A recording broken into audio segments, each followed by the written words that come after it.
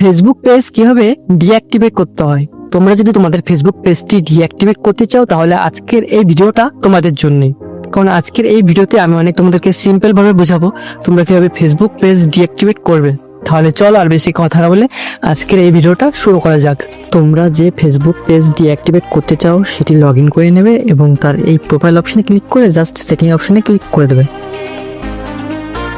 তোমাদের সামনে এরকম একটি ইন্টারফেস আসবে, একটু নিচের দিকে স্ক্রল করবে। তো এখানে এই অপশনটি দেখতে পারবে, এই অপশনটিতে ক্লিক করবে। তো এখানে দেখতে পাচ্ছ আমাদের যে পেজটি আছে সেটি ডিঅ্যাক্টিভেট পেজ দেখাচ্ছে এবং ডিলিট পেজ দেখাচ্ছে।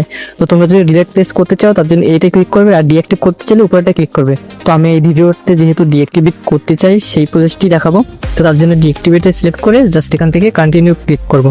আর তোমরা যদি কীভাবে ডিলিট করতে হয় সেটাও শিখতে চাও তাহলে কমেন্ট করে জানাবে, আমি এটা নিয়ে একটা ভিডিও বানাই দেবো, ঠিক আছে।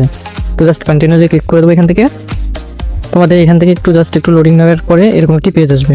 তো এখান থেকে তোমরা যে কোনো একটা জিনিস করে সিলেক্ট করে তোমরা আমার কন্টিনিউ করতে পারো। তো জাস্ট আমি এখান থেকে নিচেরটা গিয়ে সিলেক্ট করে এখানে কিছু একটা লিখে, ঠিক আছে, জাস্ট সরি বাস তোমরা যে কোনো জিনিসটা লিখতে পারো, কোনো অসুবিধা নেই যে কোনো, ঠিক আছে।